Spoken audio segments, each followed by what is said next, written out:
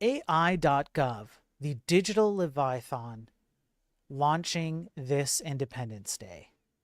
Yeah, that's right.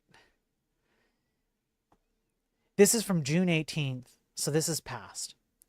And I didn't see this until, well, recently. So I'm talking about it now. I did talk about AI.gov briefly. I did talk about how OpenAI is providing a dollar, I think it's $1 per year fee to the US government to have access to any models it wants, and it gets worse. So this article is actually quite good. It goes into how technocracy is actually happening right now in the United States. I didn't realize this until I read this article, but I've warned about technocracy coming back and the people behind it setting up the groundwork for it. But unfortunately, it's not just coming back, it's now happening because all the elements of technocracy are now being implemented, if not already implemented. So let's read this a bit. On July 4th, 2025, in just 16 days, the Trump administration will launch AI.gov, a centralized artificial intelligence command center that represents nothing less than the digitization of tyranny. It is a documented fact leaked from government repositories and confirmed by multiple sources. So here's how it works. 404 Media discovered a publicly accessible GitHub repository containing the project's complete blueprint. Before government officials could slam the digital door shut, the entire architecture of America's technocratic future had been exposed to public scrutiny. Now, if we open up this article, GitHub is leaking Trump's plans to accelerate AI across government. And the article here, it's an early version of the website code posted by the General Services Administration on GitHub. They went over all the code. There's an API that integrates with Amazon Web Services, with Meta, with Google, with OpenAI, with Anthropic, with all of them. And they essentially are taking all of these models and they're putting in all of the federal information about you guys, because I'm Canadian, I'm not American, all right?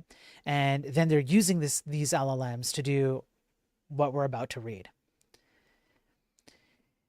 AI.gov isn't simply another government website. It's a unified platform designed to give federal agencies unprecedented power to monitor, analyze, and control every aspect of digital life within government operations, with the infrastructure already in place to extend far beyond. The platform consists of three primary components that together form what I call the trinity of technocratic control.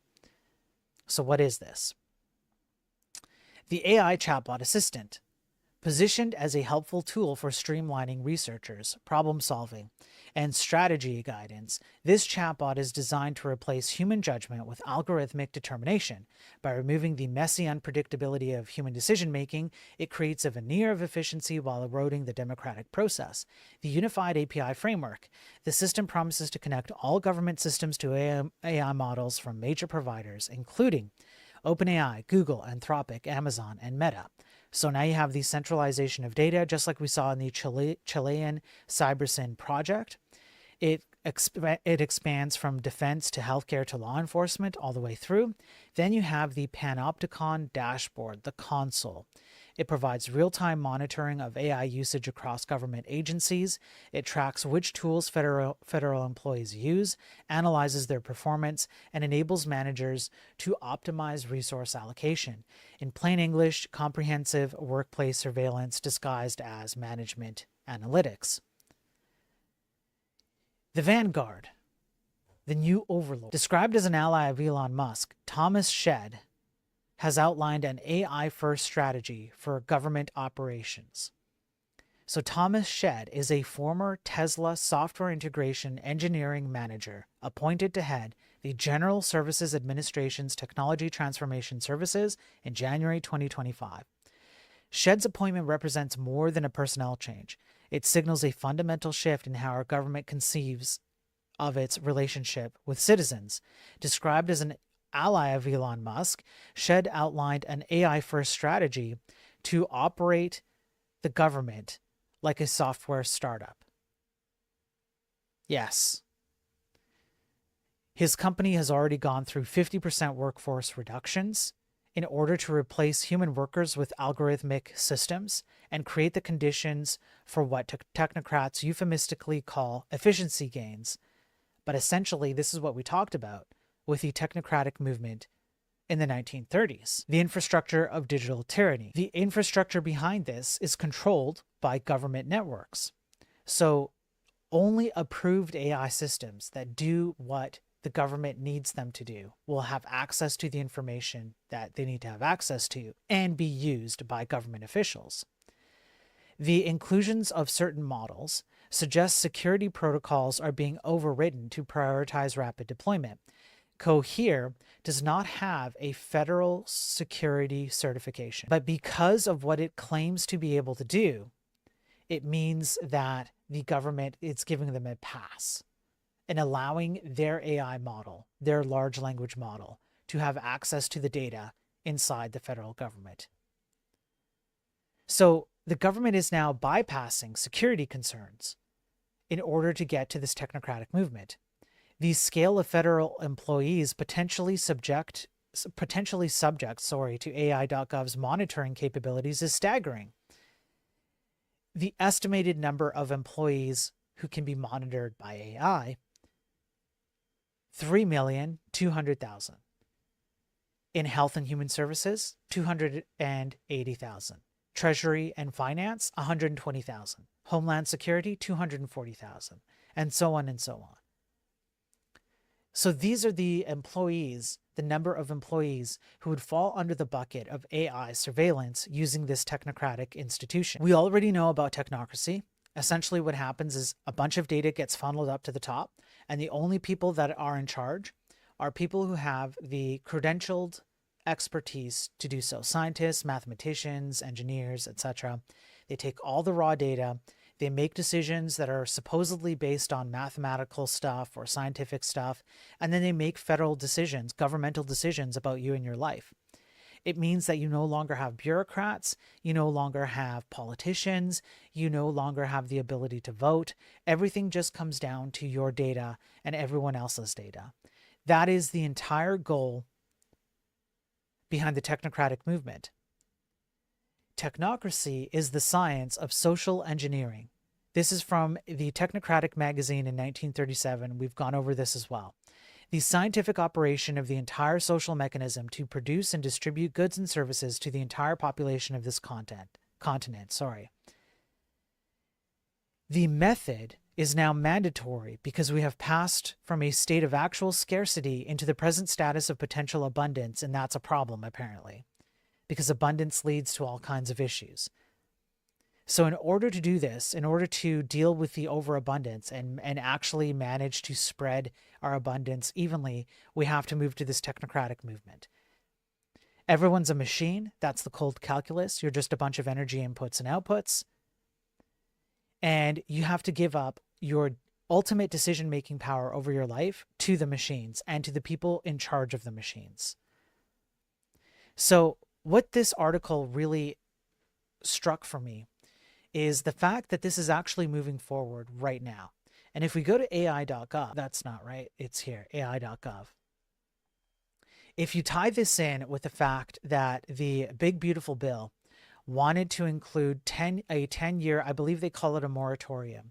It's a 10-year, just wide open, unlimited, unfettered use of AI. You can do no wrong with AI, which fortunately didn't pass, but it was attempted. The idea was in there. The problem is put these two things together, and now what you have is technocracy actually happening right. This is happening right now. Here is the AI action plan.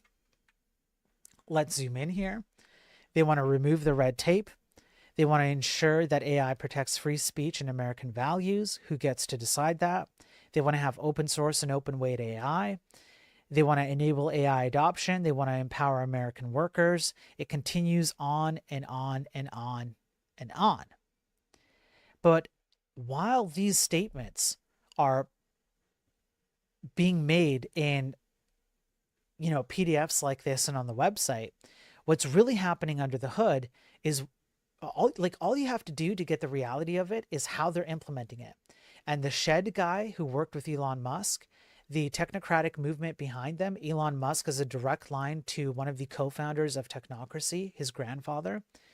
When you look at how they operate, when you look at how Trump was suddenly talking about Greenland, which is what technocracy wanted to do, they wanted to take over Greenland back in the 30s, and you start mapping in how the technocratic movement moved forward and how they popped up throughout time, as we've covered here, and we're going to go back to it and cover even more details.